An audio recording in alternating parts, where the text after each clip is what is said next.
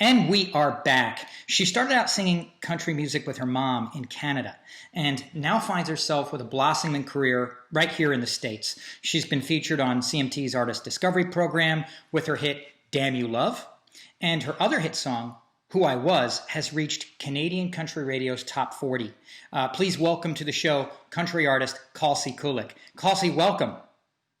Hey, David. Thank you so much for having me. You know, you've got such a great story, which has surprised me the more I learn about it. Let's start at the beginning. Where were you born and how did you first get your start in singing and performing? So I was born in Hudson Bay, Saskatchewan, which is about 3.5 hours northeast of Saskatoon. It's pretty much in the middle of nowhere. Only one radio station that only played country music. So I grew up pretty much, I mean, my family, they loved music. My grandpa was in a band when he was younger. My mom, she just sang all the time. And so I guess music was really a part of me as soon as I was pretty much in the womb.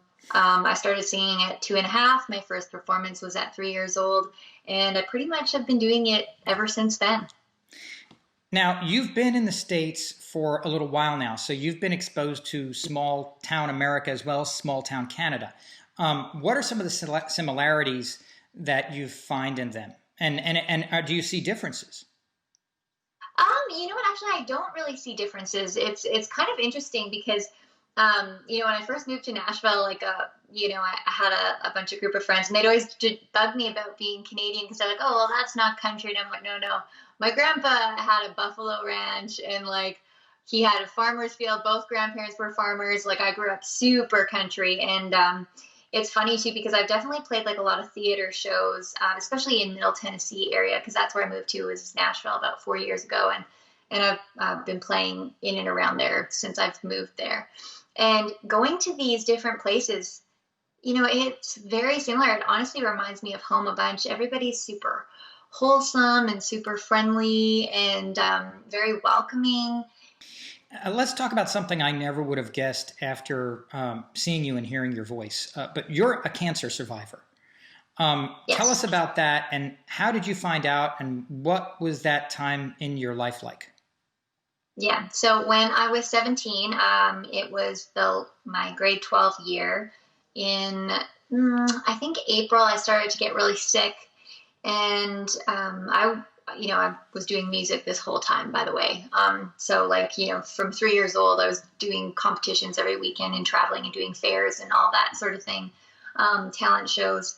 And, when I got to grade 12, I was kind of like, okay, well, am I going to follow my dreams? Am I going to be a singer? Am I going to go to school and become a nurse or something like that?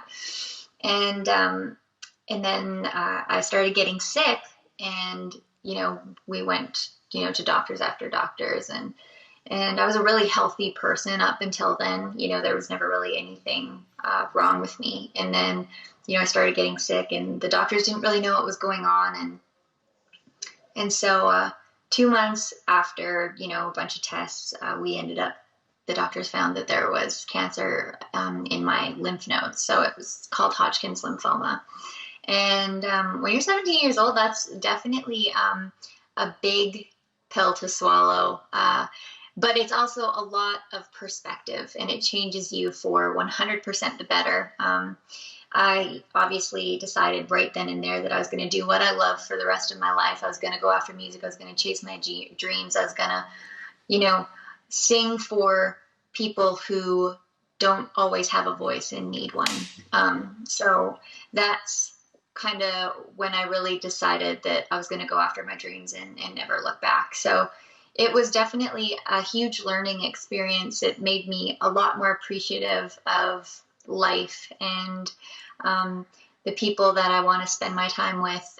Now, you've said before that your parents' divorce taught you a lot, and especially about music. Can you tell us about that?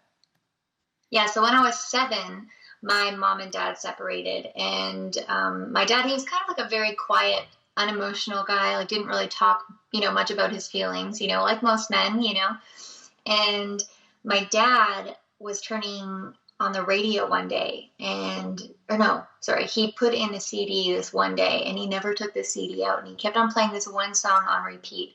It was Nobody Knows It But Me, which is an older country song. I think it was in the 90s. I can't remember the artist. Oh, Kevin Sharp was the artist of that song.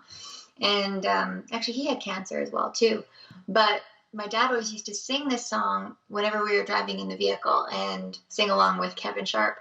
And I remember thinking to myself, it was kind of my first aha moment of what music can do for people, because, you know, my dad never talked about his feelings, but I knew exactly what he was feeling by listening to that song, Nobody Knows It But Me. And that was just kind of my first aha moment of why and how I wanted to do music. Now, one of your defining qualities as an artist is your honesty in your lyrics. Does some of your honesty, what do you say, some of that honesty comes from those experiences? Yeah, 100%. I mean, I always try to write from a place that's real. My whole record that I released last year in August was my dream record to make, because it was just honest. You know, it talked about, you know, real life things. I felt like it was relatable, obviously to me, but relatable to a lot of other people as well.